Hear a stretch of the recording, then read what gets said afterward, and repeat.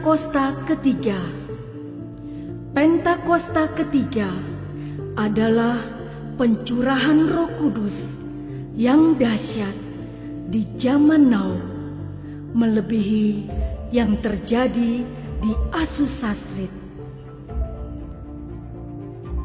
Pentakosta ketiga akan mengakibatkan penuaian jiwa yang terbesar dan yang terakhir sebelum Tuhan Yesus datang kembali.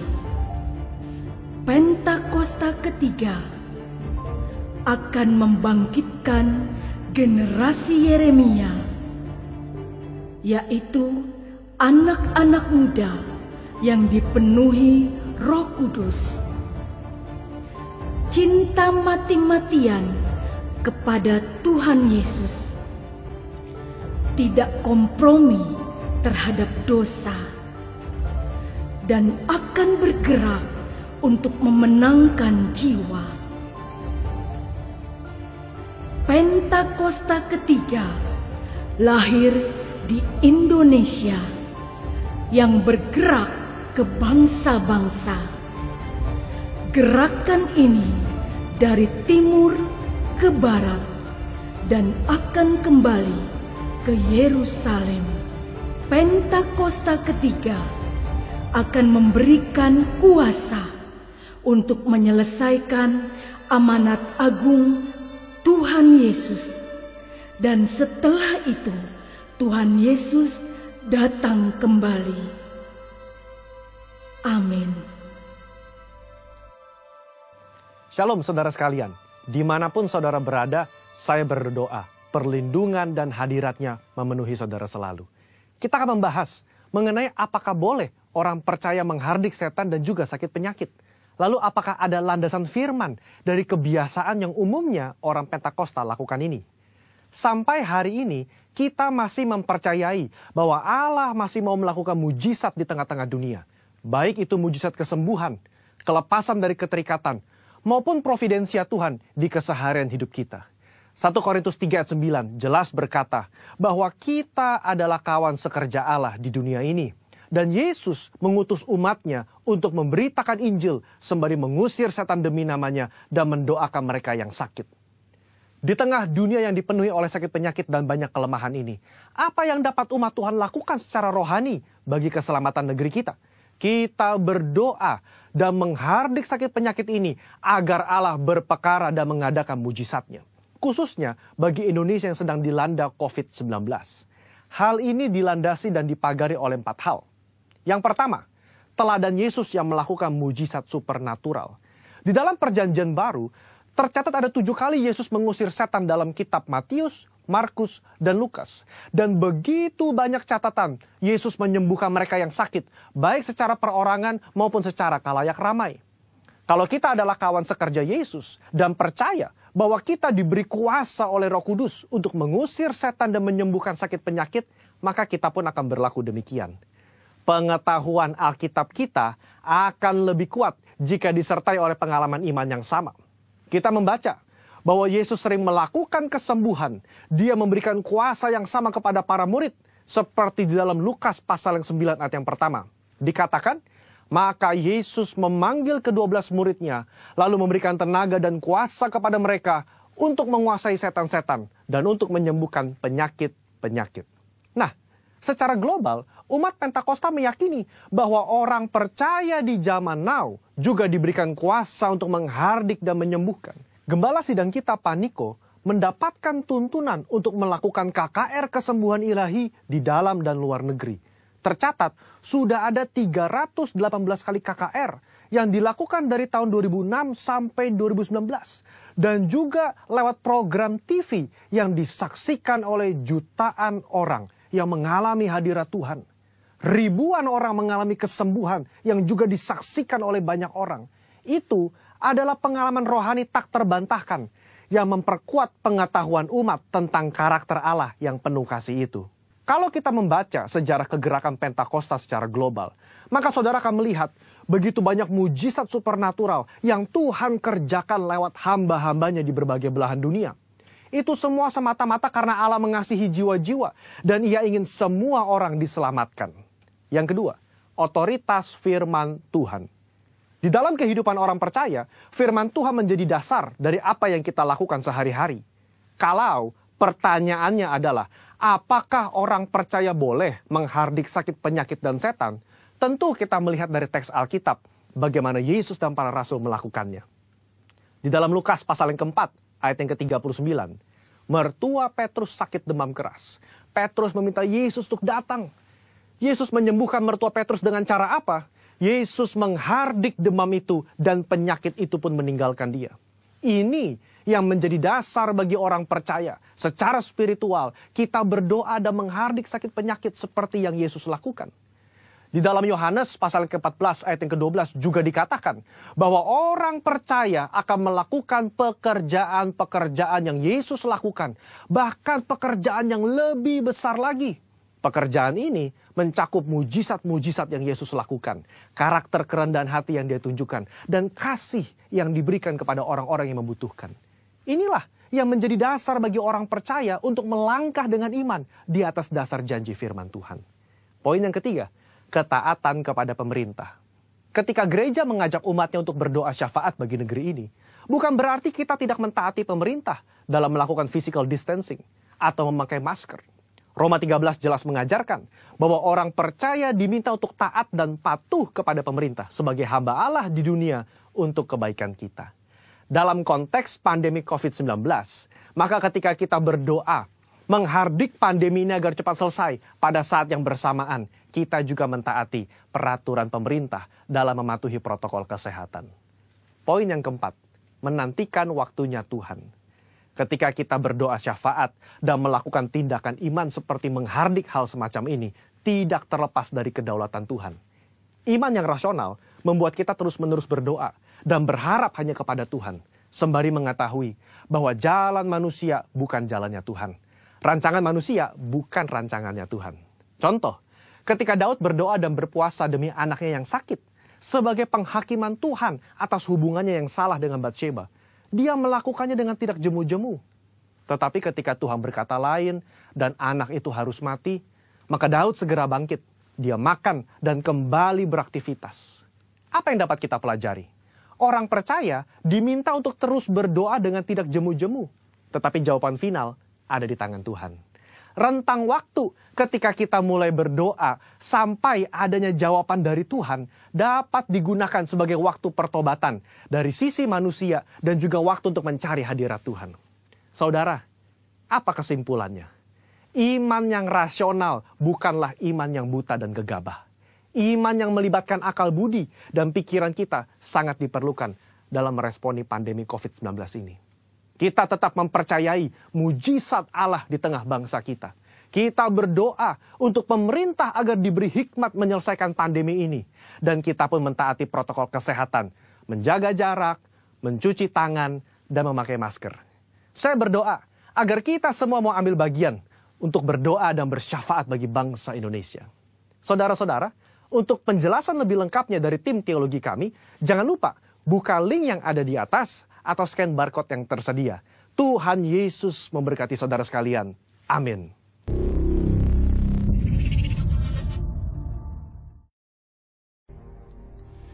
Mazmur 91. Dalam lindungan Allah. Orang yang duduk dalam lindungan yang maha tinggi dan bermalam dalam naungan yang maha kuasa akan berkata kepada Tuhan, tempat perlindunganku dan kubu pertahananku, Allahku yang kupercayai. Sungguh, dialah yang akan melepaskan engkau dari jerat penangkap burung, dari penyakit sampar yang busuk. Dengan kepaknya, Ia akan menudungi engkau. Di bawah sayapnya, engkau akan berlindung. Kesetiaannya ialah perisai dan pagar tembok. Engkau tak usah takut terhadap kedahsyatan malam,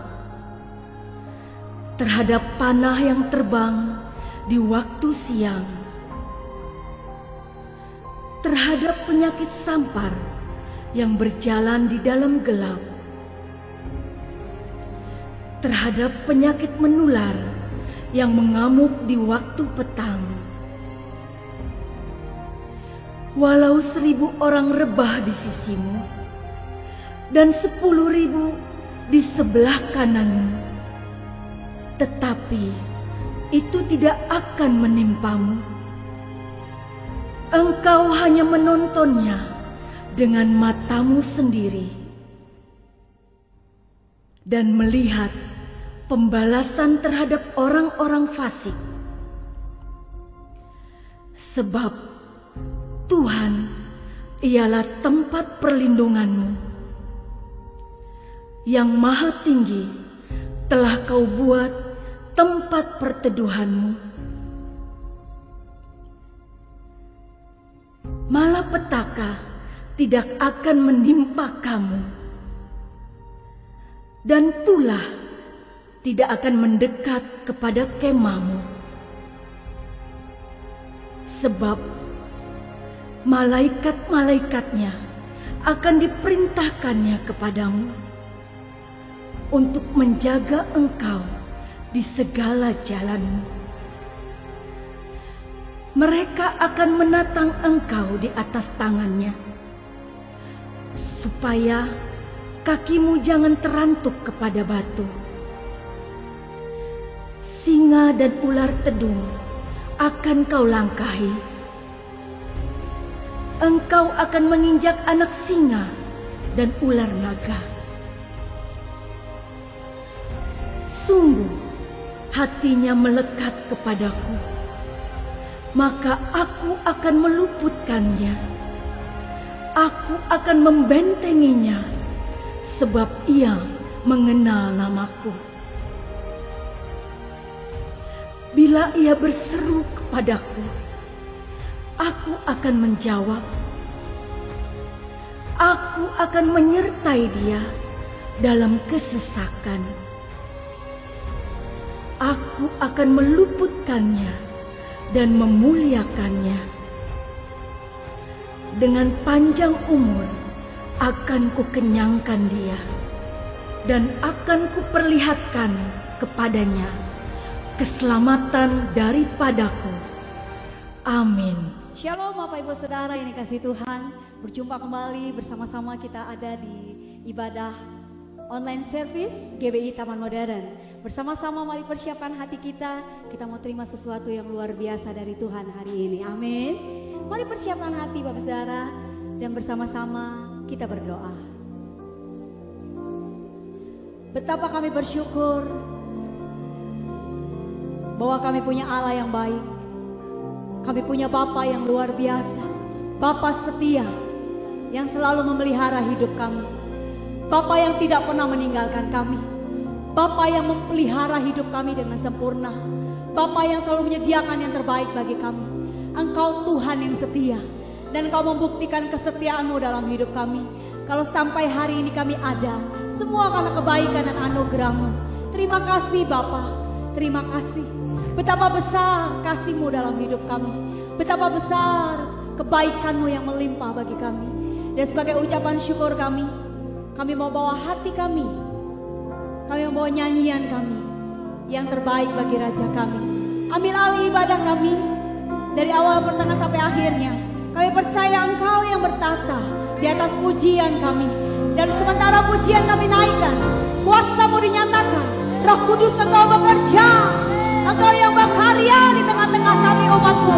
Dan dimanapun kami ada, dimanapun umat-Mu ada saat ini menyaksikan, Engkau bekerja ya Roh Kudus. Sukacita, damai sejahtera, kasih-Mu berlimpah-limpah-limpah bagi setiap kami yang menyaksikan. Terpujilah nama-Mu dan kami siap memuji dan menyembah-Mu. Di dalam satu nama-nama yang berkuasa, di dalam nama Tuhan Yesus Kristus kami berdoa. Haleluya. Yang bersukacita mari katakan amin. Haleluya. Mari kasih berikan yang terbaik bagi Tuhan lewat nyanyian dan pujian kita. Amin.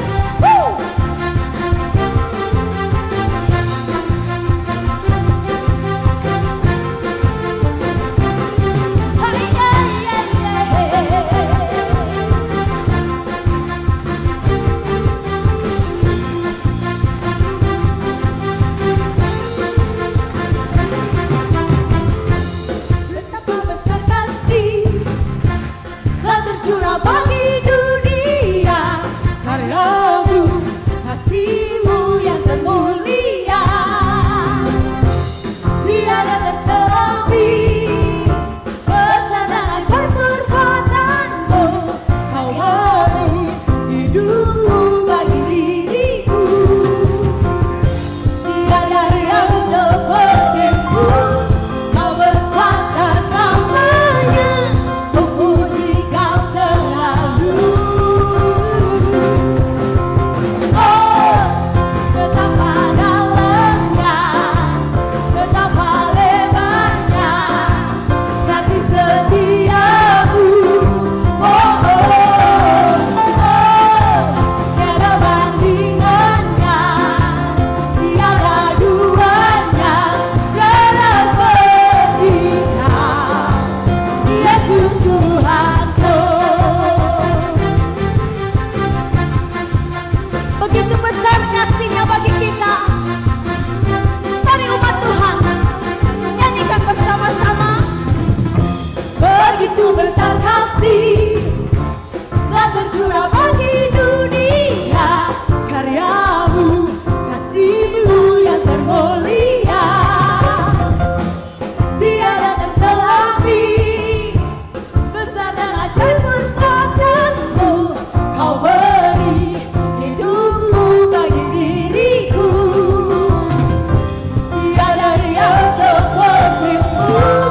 Kau berkuasa selamanya, ku puji kau selalu. Oh, betapa dalamnya, betapa lebarnya kasih setiamu. Oh, oh, oh, tiada bandingannya, tiada duanya, tiada sepertinya. Oh, oh, oh, betapa dalamnya, betapa lebarnya kasih setiamu. Oh, oh, oh, tiada bandingannya, tiada duanya, tiada sepertinya. Yesus Tuhanku, anugerahmu selalu baru, anugerahmu selalu baru, tiada berkesudahan. Anugerahmu selalu baru, anugerahmu selalu baru, tiada berkesudahan.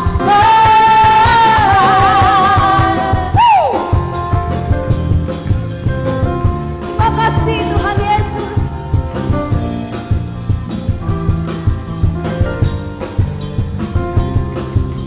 Hai, hai, hai, hai.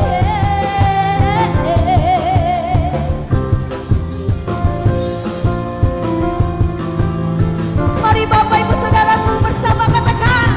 Oh, betapa dalamnya, betapa lebarnya kasih setiamu.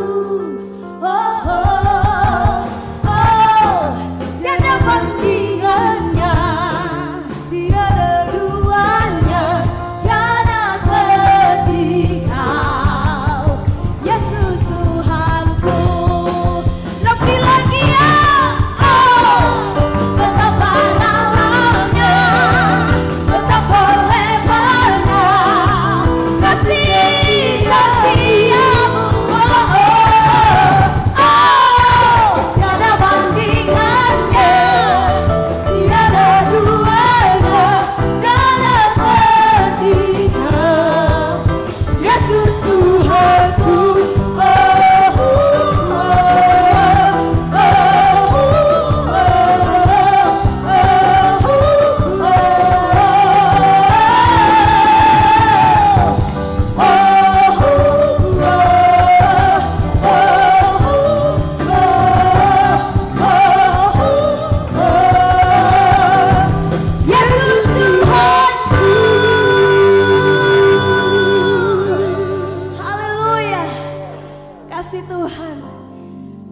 dalam, begitu lebar bagi setiap kita. Amin.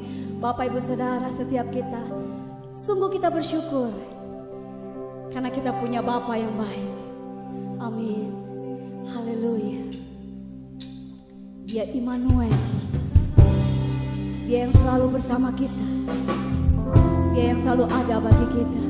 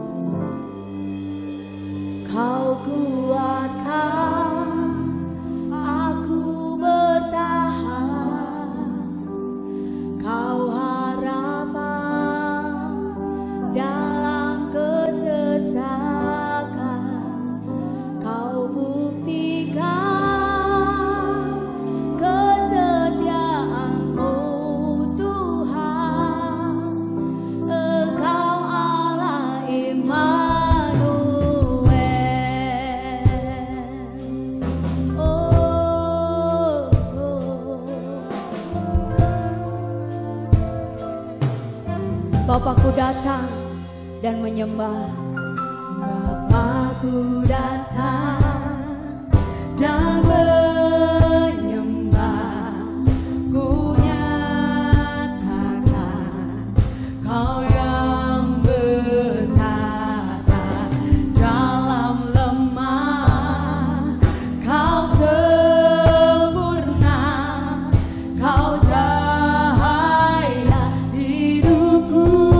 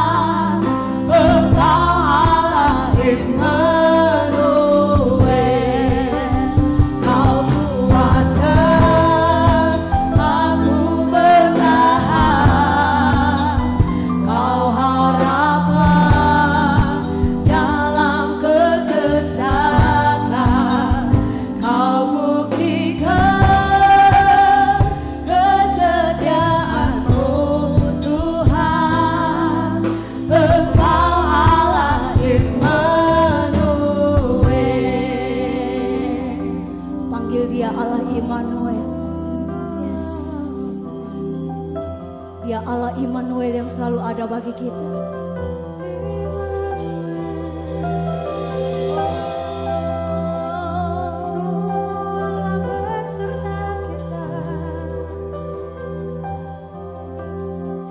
Bersama-sama angkat tanganmu, Bapak Ibu Saudara, katakan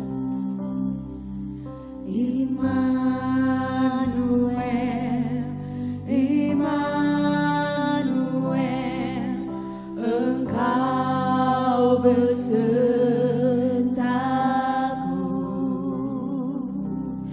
Immanuel, Immanuel,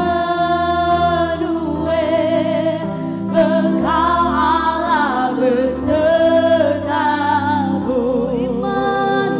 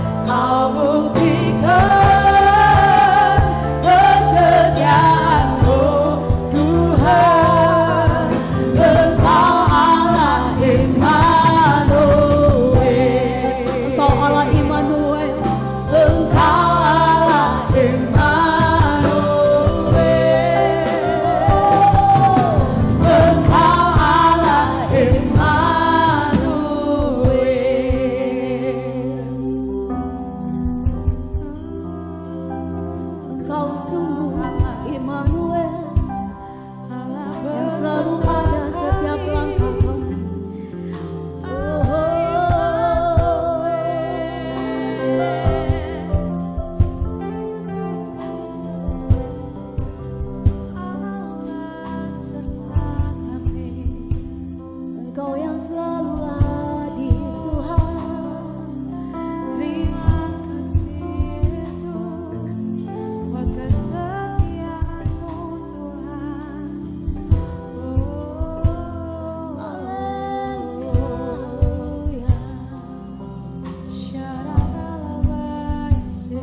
Kami menikmati kasih-Mu, kesetiaan-Mu Tuhan. Haleluya.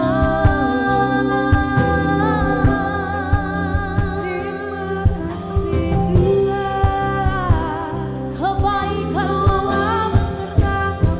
kesetiaan-Mu tak pernah habis.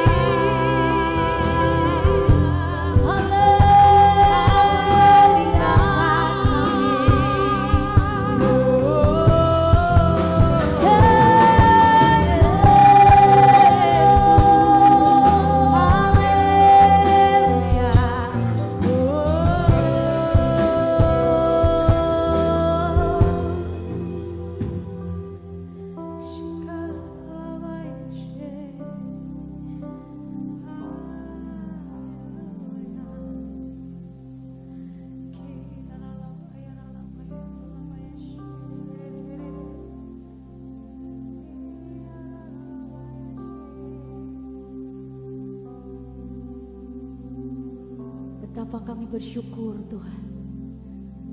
Betapa kami bangga kami menjadi anak-anak kesayangan. Engkau yang setia dalam hidup kami. Engkau membuktikan kesetiaan-Mu bagi kami. Engkau yang selalu hadir di setiap langkah kami. Engkau pegang tangan kami. Yes God. Kau hadir di setiap langkahku. Ku aman di dalam hadirat-Mu. Kau buktikan Engkau setia.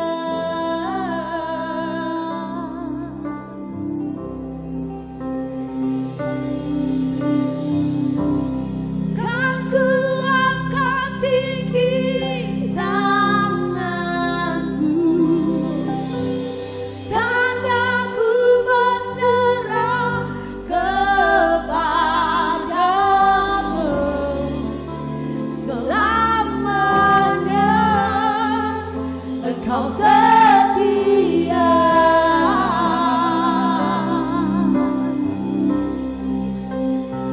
Kau hadir, Kau hadir di setiap langkahku. Ku aman di dalam hadirat-Mu. Kau buktikan Engkau setia.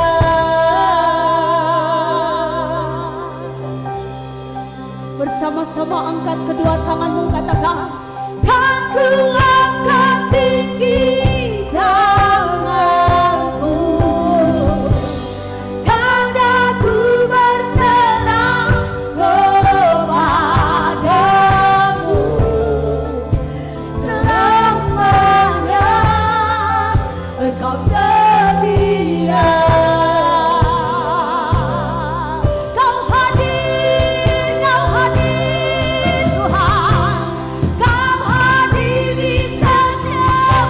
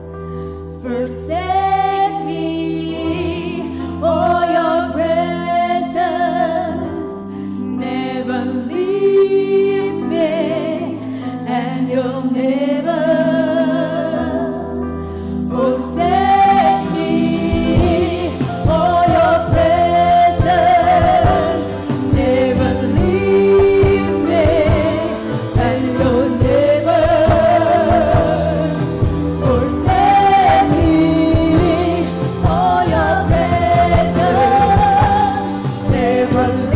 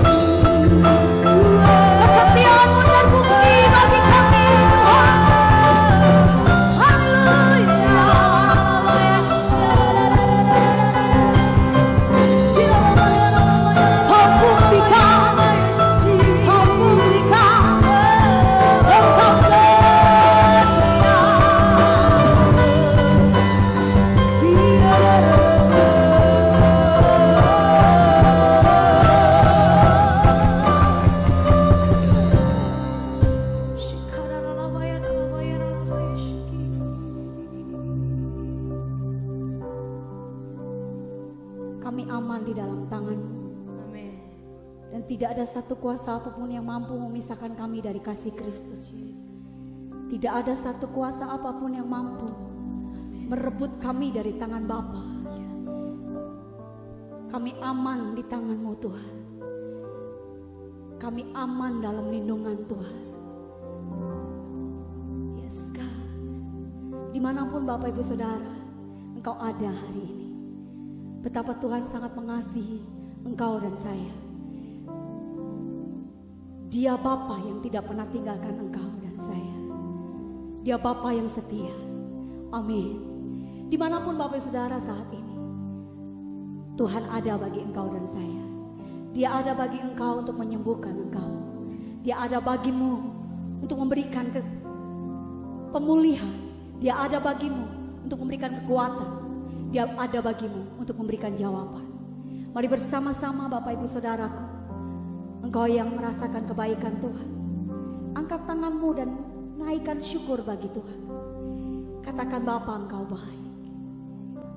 Katakan Bapa engkau sungguh baik. Engkau teramat baik. Yes. Puji Dia, agungkan Dia, sembah Dia. Kirabasakan namu, syaralabakan alabang-alabasya. Dia ada bagimu untuk menyembuhkan engkau. Dia ada bagimu, Dia ada bagi saya untuk memberikan apa yang kau butuhkan. Kita aman dalam lindungan. Kita aman di tangan Tuhan. Dia gembala yang baik. Dia tidak akan membiarkan kita kekurangan sesuatu yang baik apapun. Sembah Tuhan, alami kebaikannya, alami kasihnya. Kesetiaannya terbukti bagi kita. Oh, haleluya. Nyanyikanlah nyanyian pujian bagi Tuhan, sebab Tuhan itu baik. Bahwasanya itu selamanya kasih setianya. Oh,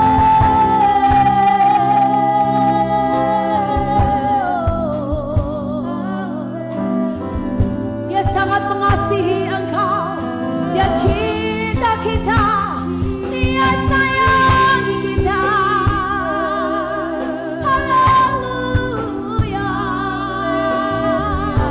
Takkan pernah dibiarkan, takkan pernah dibiarkan. Dia pegang tanganmu, Dia tuntut langkahmu.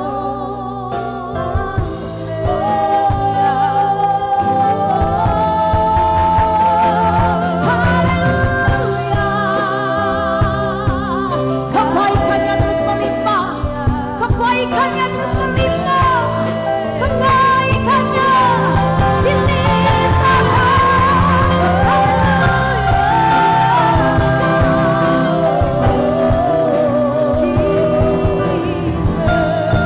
Hadiratmu bekerja, hadiratmu berkuasa.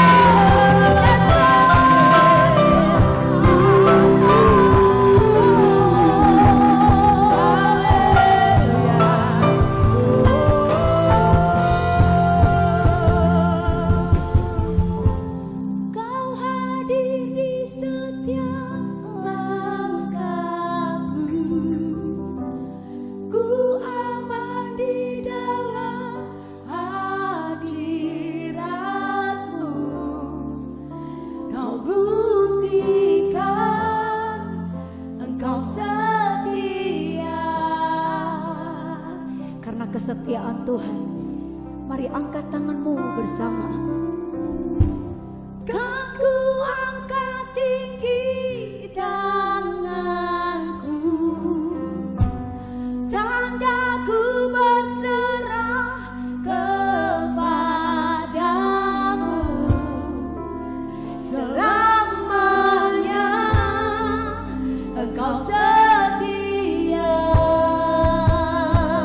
Lebih nyaring lagi, dengan suara yang dapat didengar dengan telingamu, katakan, Kau hadir di setiap langkahku.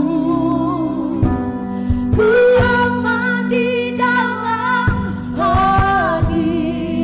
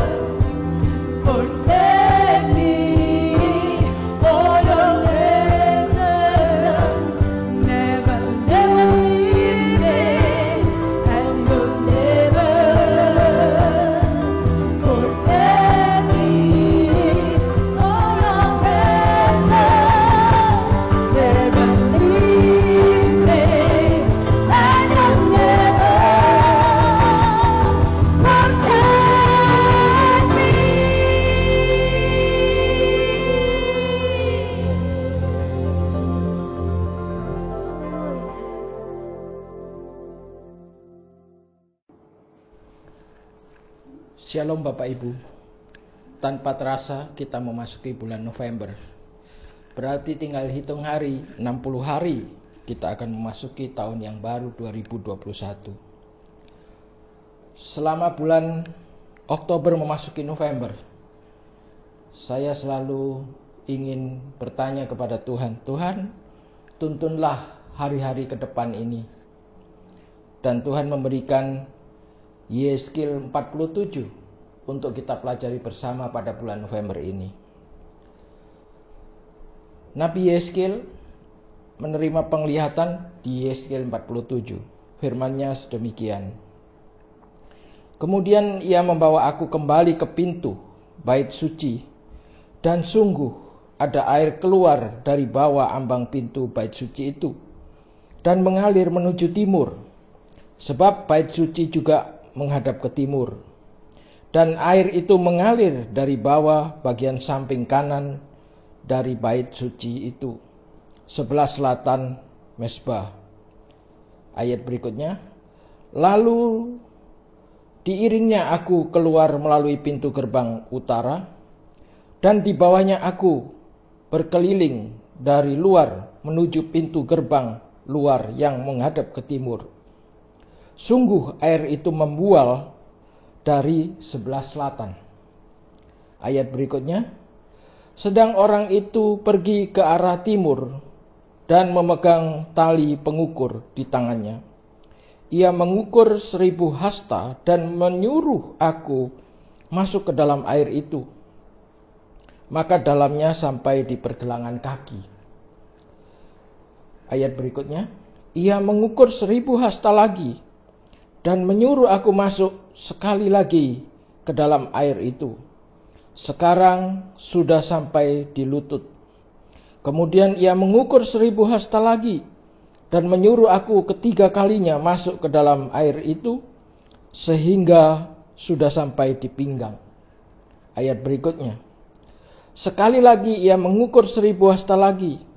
Sekarang air itu menjadi sungai, di mana aku tidak dapat berjalan lagi, sebab air itu sudah meninggi, sehingga orang dapat berenang.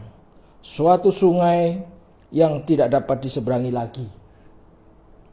Ayat berikutnya, lalu ia berkata kepadaku, sudahkah engkau lihat, hai anak manusia? Kemudian ia membawa aku kembali menyusur tepi sungai.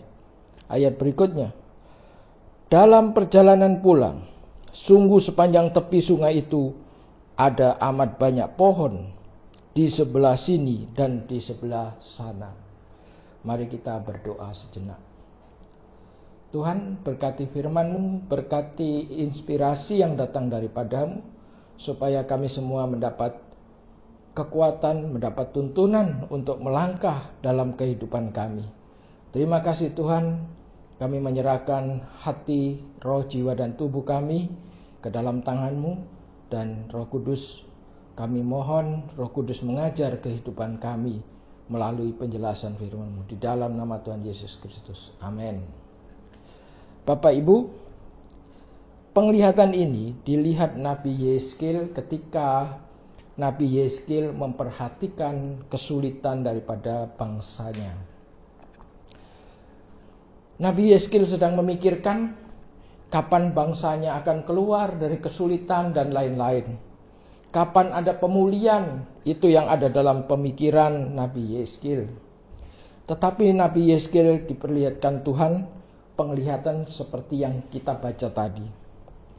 Nah Bapak Ibu, kita belajar apa dari sini? Yang pertama adalah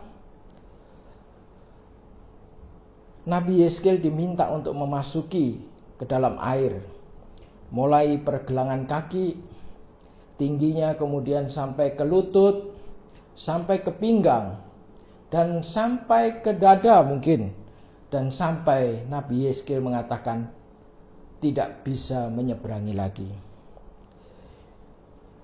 Tetapi ketika Nabi Yeskil itu diminta untuk melakukan itu, ada satu kalimat dalam ayat-ayat itu, yaitu kata membawa dan mengiring.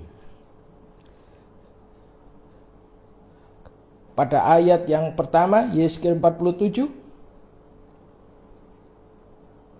Kemudian ia membawa. Kemudian ada kata mengiring. Jadi pelajaran yang pertama yang kita bisa petik dari saat ini adalah Nabi Yeskil yang memasuki air yang meninggi itu tetap dibawa dan diiringi oleh si pemberi perintah. Hari-hari ini pun kita mengalami nasib atau keadaan yang mirip dengan Nabi Yeskil. Ketika pada bulan Maret diumumkan bahwa Corona sudah memasuki Indonesia, kita merasa mungkin 3 bulan akan selesai. Ternyata 7 bulan tidak selesai. Dan persoalan bertambah lagi. Selain masalah kesehatan, ada masalah ekonomi. Di belakangan di bulan Oktober, kita juga menghadapi satu persoalan lagi di bangsa kita. Ada persoalan politik, ada demo, ada yang tidak puas, ada yang mengatakan baik, ada yang mengatakan buruk. Tentunya ini menambah persoalan. Ilustrasi ini menggambarkan semacam kesulitan yang tidak kunjung menemukan penyelesaian. Seperti apa yang dilihat oleh Nabi Yeskil, air itu setinggi telapak kaki, kemudian setinggi lutut, setinggi pinggang, bahkan mungkin tidak bisa diseberangi. Tetapi ada sesuatu yang membuat kita masih sukacita membaca ayat ini.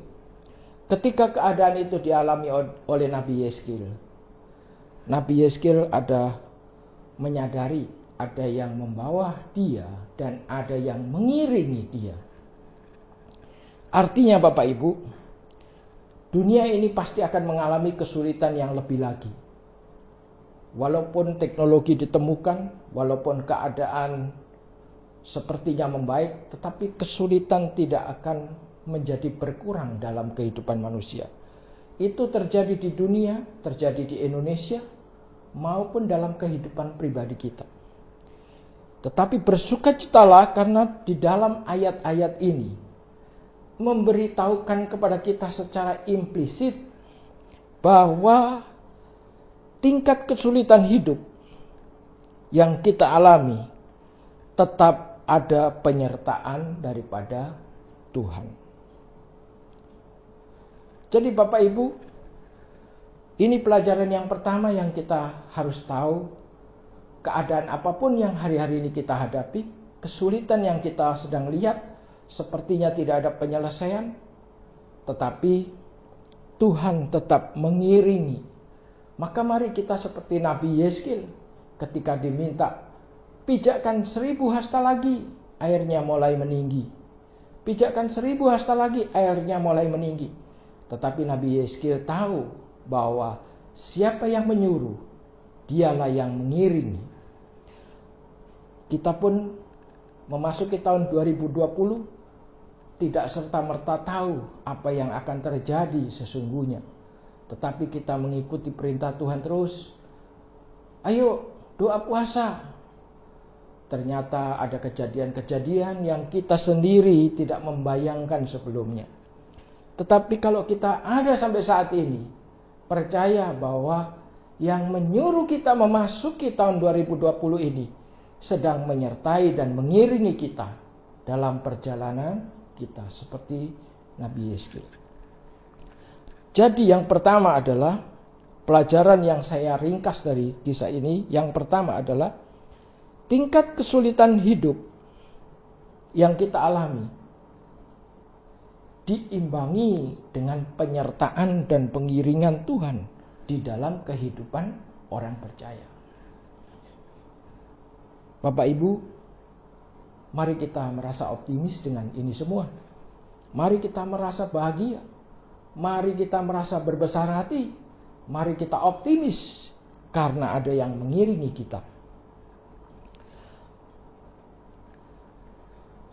Pelajaran apa yang kedua, Bapak Ibu, yang saya ingin gali dari pembacaan firman Tuhan tadi? Nabi Yeskil itu memasuki air karena disuruh. masuklah 1000 hasta lagi. Masuklah 1000 hasta lagi. Dan walaupun airnya meninggi, tapi itu tidak membinasakan Nabi Yeskil. Tetapi yang menyuruh Nabi Yeskil, yaitu Tuhan sendiri, ingin membuktikan bahwa kalau engkau menuruti perintahku, maka aku menyediakan jalan bagimu.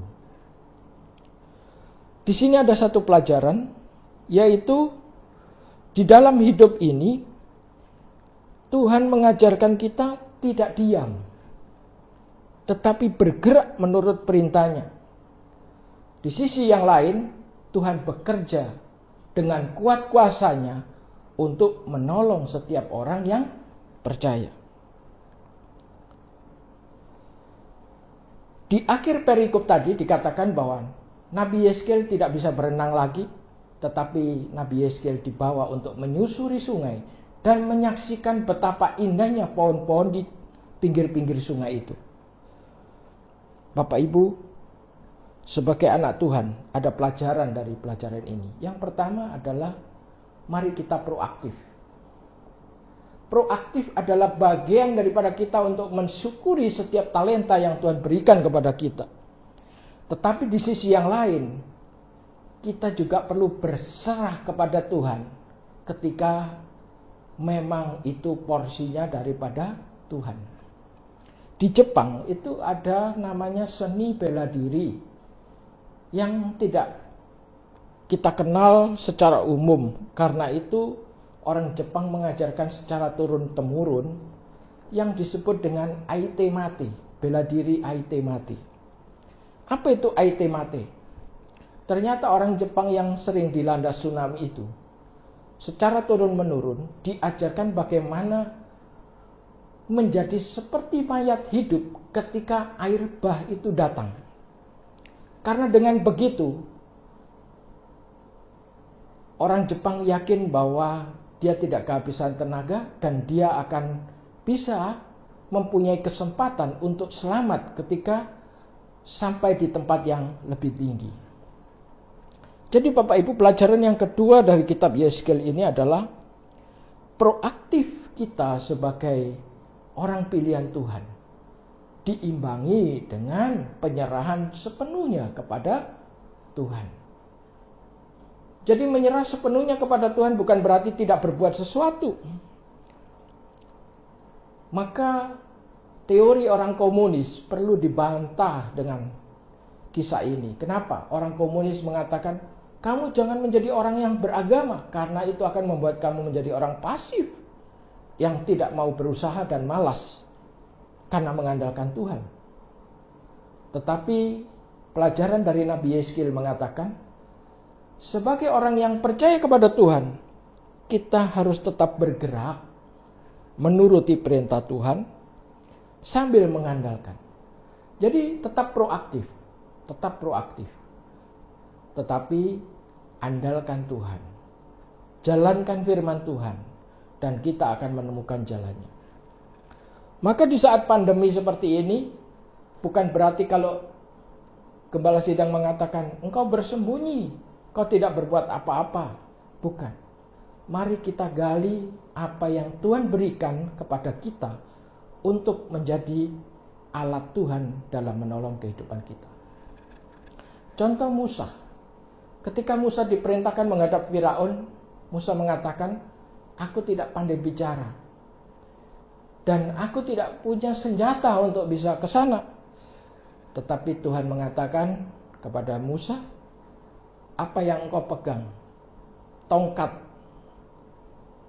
Maka ketika tongkat itu dilemparkan, tongkat itu menjadi ular yang lebih besar daripada ular yang diciptakan oleh para sihir Mesir saat itu. Musa baru tahu bahwa apa yang ada di tangannya ternyata ada kuasa Tuhan. Bapak Ibu, Tuhan sudah memberikan banyak talenta, Tuhan memberikan banyak bakat kepada kita semua. Maka jangan berdiam diri. Gali apa yang ada padamu. Itu pun cukup untuk engkau menjadi sukses.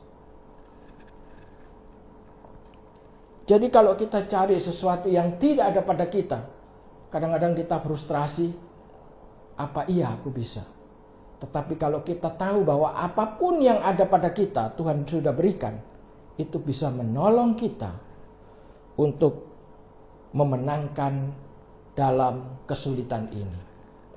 Jadi pelajaran yang kedua adalah proaktivitas anak Tuhan diimbangi dengan penyerahan penuh kepada Tuhan.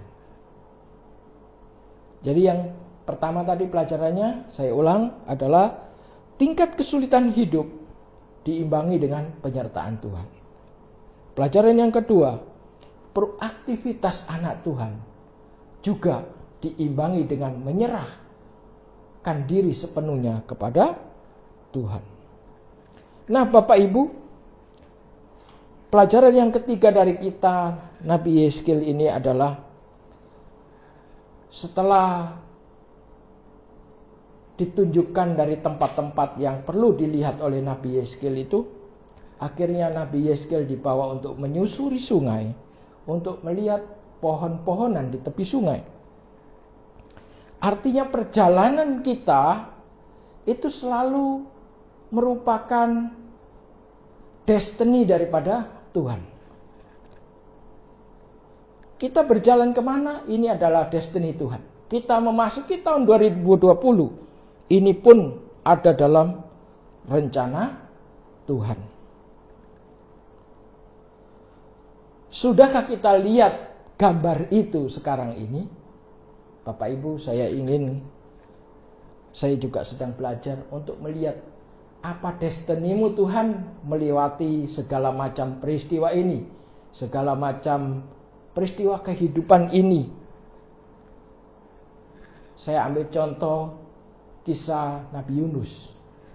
Yunus pernah tidak taat kepada Tuhan ketika diperintahkan ke Niniwe. Karena Yunus merasa tidak bersedia memberkati bangsa Niniwe yang kejam. Dan Yunus tahu kalau Niniwe diberkati, takutnya bangsa Israel akan dikalahkan oleh bangsa Niniwe. Maka Yunus mengelak atas perintah Tuhan, diperintahkan ke Niniwe. Maka Yunus pergi ke tempat lain. Tapi ketika dalam perjalanan itu ada badai besar, sehingga orang di kapal itu mengatakan, kita akan lempar Yunus untuk menenangkan badai ini. Maka Yunus dilemparkan ke laut. Ketika di laut, Yunus ditelan oleh ikan dan dimuntahkan di Niniwe. Ketika dimuntahkan di Niniwe, Yunus dalam keadaan yang sadar dan dia mau tidak mau mengikuti perintah daripada Tuhan, yaitu mengabarkan tentang Tuhan. Dan akhirnya raja orang Niniwe bersama penduduknya mengalami pertobatan. Bapak Ibu, melewati setiap peristiwa, melewati setiap keadaan, melewati setiap zaman, itu ada destiny Tuhan. Kemana Tuhan akan bawa kita?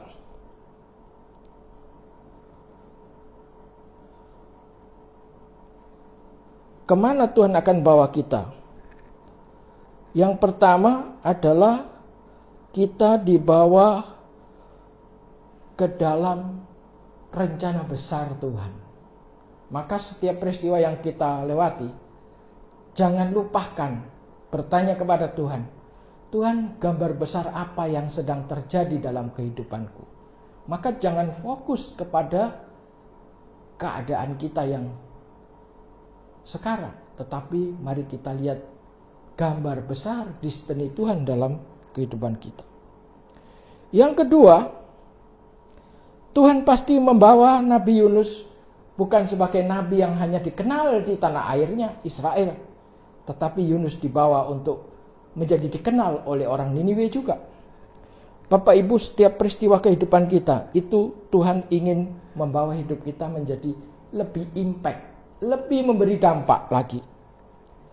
Jadi setiap peristiwa kita harus tahu apa destiny Tuhan dan apa impact hidup dari kehidupan kita yang menjadi berubah.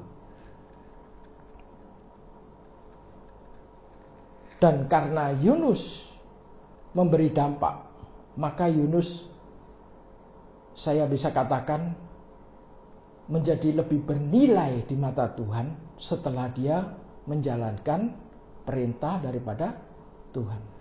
Bapak Ibu, ada satu kisah begini. Ada seseorang tua meninggalkan jam kuno kepada anaknya. Maka ketika anaknya membutuhkan uang, jam kuno ini dibawa ke tukang jam. Maka tukang jam hanya menghargai dengan nilai yang murah. Dikatakan, sudah nggak ada orang yang mau pakai dengan model begini. Maka dia tawar dengan murah. Terus dia masih nggak bisa terima harga itu. Maka dia pergi lagi ke tempat lain, mungkin ke toko perhiasan. Ditawarkan jam kuno itu, dia bilang, ini sudah nggak laku. Jadi ke tempat yang baru bukan mendapat nilai yang lebih tinggi, tetapi lebih tidak mempunyai nilai. Tapi satu saat, anak dari yang diberi jam oleh orang tua ini, dia datang ke satu museum. Satu museum kemudian ditunjukkan jamnya. Aku punya jam ini. Kalau aku mau jual, kamu mau beli berapa? Dia udah frustrasi, udah gak masuk akal deh ke museum. Tetapi museum itu mengatakan, oh, museum kami memerlukan koleksi ini. Jadi kamu bisa saya beli dengan harga yang mahal. Jadi Bapak Ibu, pelajarannya apa? Kita menjadi berharga di tempat yang memang menghargai itu. Kita menjadi kurang berharga kalau kita berada di tempat yang tidak menghargai daripada keberadaan kita. Kalau Tuhan membawa kita melalui peristiwa, yakin Tuhan akan membawa kita ke dalam value yang lebih tinggi lagi. Mungkin hari-hari ini engkau merasa, aku sulit bekerja, tetapi aku mungkin bisa mengambil kursus, mengambil kuliah.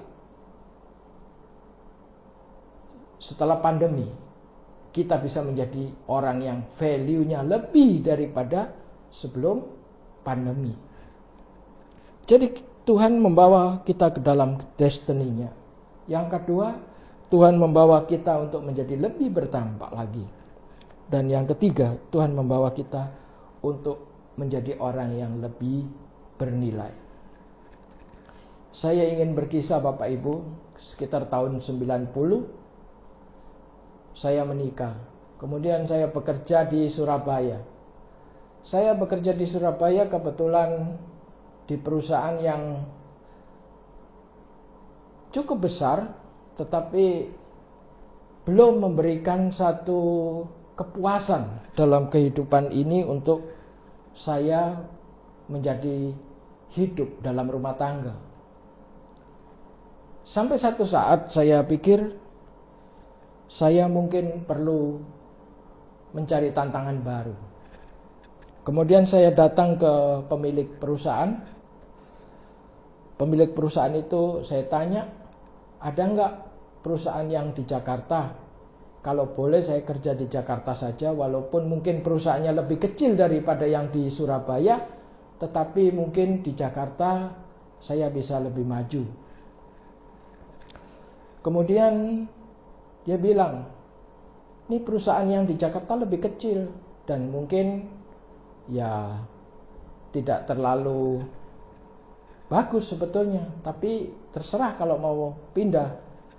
Akhirnya saya dan istri memutuskan untuk ambil tantangan untuk pindah lagi ke Jakarta, karena saya pikir saya lebih memahami Jakarta daripada memahami Surabaya karena sudah lama merantau. Kemudian saya bekerja di daerah Pondok Ungu, tinggal di mes, istri saya ikut, dan bertahun-tahun ada di sana. Sampai satu saat kami ingin tinggal di luar mes. Dan puji Tuhan, ketika itu saya menemukan pekerjaan yang baru di Jakarta. Setelah saya mendapatkan pekerjaan yang baru, saya keluar dari mes, saya mulai kontrak di Bekasi, di daerah Harapan Baru Regency. Dan kemudian Saya hidup di sana selama bertahun-tahun, kemudian saya pindah ke Aneka Elok. Kemudian saya bergereja di Mangaraja. Dan setelah dari Mangaraja saya bergereja di Taman Modern sampai saat ini. Kena PSBB, sekarang libur 7 bulan lebih. Ini adalah libur terpanjang sepanjang saya bergereja. Bapak Ibu, saya merasa perjalanan dari Surabaya ke Jakarta, bekerja di perusahaan yang kecil, kemudian mulai pindah lagi perusahaan dan berjemaat di Taman Modern, itu adalah destiny-nya daripada Tuhan. Saya bisa menemukan saudara seiman, saya menemukan teman cool seperti Om Pedro, Ibu Nainggolan, siapa lagi, banyak hal yang bisa saya sebut. Ada yang mulai kecil, kita sudah sama-sama, mungkin dengan keluarga Regel, dengan keluarga Melki, dan keluarga-keluarga yang lain. Saya merasa itu adalah destiny Tuhan. Kenapa? Karena destiny itu membawa saya lebih dekat kepada Tuhan. Dan saya terpelihara sampai saat ini karena memiliki satu relasi. Relasi untuk mengingatkan relasi saya dengan Tuhan. Karena saudara semua. Jadi Bapak Ibu, setiap perjalanan hidup itu Tuhan akan bawa kita untuk mengikuti destiny-nya. Untuk menjadikan kita lebih berdampak lagi, impacting. Untuk membuat kita lebih value, lebih memiliki nilai. Oleh sebab itu, jangan sesali melewati setiap peristiwa kehidupan kita. Dan jangan putus asa menghadapi kesulitan. Tetapi marilah kita terus yakin. Yang pertama, setiap kesulitan pasti ada penyertaan. Itu prinsip yang pertama. Yang kedua, kita perlu proaktif dan kita perlu berserah. Dan yang ketiga, yang kita perlu pahami, setiap perjalanan hidup kita dibawa dalam destiny-nya untuk menjadi lebih impact dan lebih value dalam kehidupan kita di mata Tuhan. Maka saya teringat akan satu lagu. Bapak Ibu mungkin bisa mendengarkan lagu ini dengan suara yang terbatas, tetapi biarlah lagu ini menjadi kekuatan untuk kita semua. Jalanmu tak terselami oleh setiap hati kami, namun satu hal yang ku percaya, ada rencana yang indah, tiada terduga kasih-Mu, hebat dan besar kuasa-Mu, arti kehadiran-Mu selalu nyata di dalam hidupku, penyertaan-Mu sempurna, rancangan-Mu penuh damai, aman dan sejahtera, walau di tengah badai, ingin ku selalu bersama, rasakan keindahan, arti kehadiran-Mu Tuhan. Bapak Ibu, biarlah lagu ini menjadi lagu di dalam hati kita, menghadapi hari-hari yang sepertinya never ending, kesulitannya never ending. Tetapi kita yakin, di dalam kesulitan ada penyertaan. Yang kedua, kita harus tetap proaktif walaupun kita berserah kepada Tuhan. Dan yang ketiga, manut saja ikut destiny-nya Tuhan. Karena itu akan membawa hidup kita lebih impact dan lebih valuable di mata Tuhan. Saya ingin memberikan 2 ayat sebagai kekuatan kita. Roma 12 ayat 12. Bersukacitalah di dalam pengharapan, sabarlah di dalam kesesakan, dan bertekunlah di dalam doa. Filipi 4 ayat 13 mengatakan, segala perkara dapat kutanggung di dalam Dia yang memberi kekuatan kepadaku. Inilah firman Tuhan pada bulan November ini, biarlah menjadi kekuatan untuk kita semua. Mari kita berdoa. Tuhan, meteraikan firman-Mu, biarlah ini menjadi kekuatan yang nyata dalam kehidupan kami Tuhan, menjadi tuntunan atas hidup kami, dan membuat kami tidak melihat dengan kacamata kami sebagai manusia biasa, tetapi membawa kami bisa melihat dengan kacamata daripada Tuhan. Terima kasih Tuhan, biarlah ini tertanam dan bertumbuh dalam iman kami, sehingga kami mengalami kemenangan. Dan biarlah kami tahu Tuhan, ada penyertaan dalam setiap kesulitan. Kami juga tidak akan tinggal diam, tetapi kami juga terus berserah kepada-Mu Tuhan.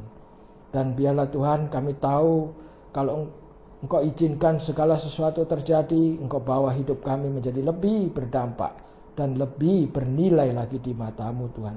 Terima kasih Tuhan atas firman-Mu, di dalam nama Tuhan Yesus Kristus. Amin. Bapak Ibu, kita akan masuk dalam perjamuan kudus. Bapak Ibu boleh menyiapkan roti dan anggur.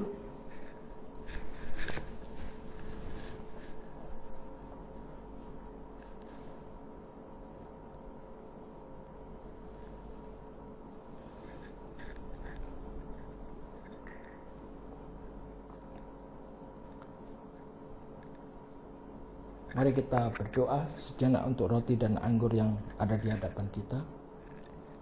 Tuhan, roti dan anggur ini melambangkan korban-Mu di kayu salib.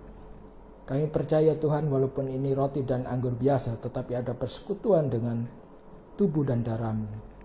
Maka Tuhan, ampunilah setiap dosa kami sebelum kami menjalankan ini, supaya kami layak Tuhan.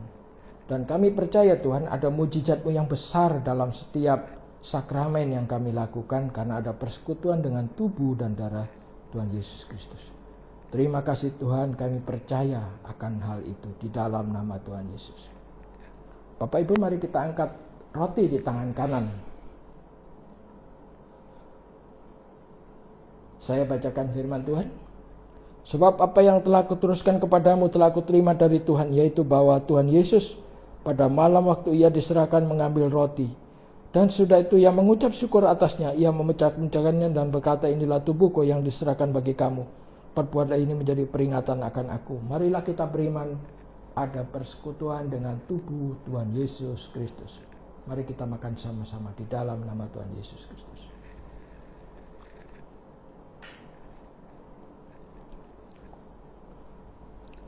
Kita angkat cawan lebih tinggi.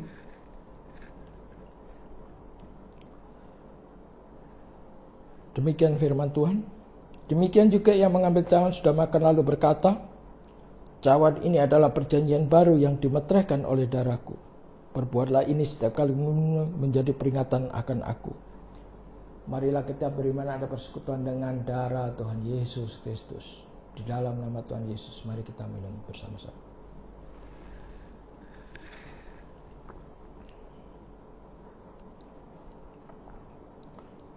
Mari kita ucapkan syukur kepada Tuhan. Terima kasih Tuhan. Kami percaya Tuhan ada mujizat-Mu terjadi Tuhan. Biarlah yang sakit Tuhan sudah sembuhkan. Yang berbeban Tuhan sudah berikan kelepasan. Yang tidak punya pengharapan Tuhan juga berikan pengharapan. Dan biarlah kami Tuhan makin hari makin kuat berjalan bersama Engkau. Terima kasih Tuhan, terima kasih. Bapak Ibu yang ada di rumah, engkau yang bersama dengan istri dan anak-anak, sebagai kepala keluarga engkau boleh menumpangkan tanganmu atas keluargamu, sehingga ada impartasi kekuatan Tuhan dalam keluargamu. Dengan otoritas tersebut, lakukanlah. Mari kita sama-sama berdoa. Tuhan, kami berdoa Tuhan, untuk setiap keluarga-keluarga yang berdoa bersama-sama Tuhan. Engkau hadir di sana Tuhan, Engkau beri kekuatan. Untuk kepala keluarga yang sedang menumpangkan tangan Tuhan, biarlah kekuatan-Mu juga mengalir melalui setiap kepala keluarga kepada setiap anggota keluarganya Tuhan. Dan biarlah mujizat terjadi Tuhan. Ada kelepasan, ada kesembuhan, ada pemulihan, ada pengampunan. Terima kasih Tuhan, terima kasih untuk semuanya. Engkau hadir bersama kami. Dan kami percaya Tuhan, walaupun kami online, Tetapi kami percaya kehadiran-Mu tidak menghalangi semuanya Tuhan. Engkau hadir bersama kami. Terima kasih Tuhan. Mujizat-Mu terjadi karena kehadiran-Mu Tuhan. Di dalam nama Tuhan Yesus. Amin.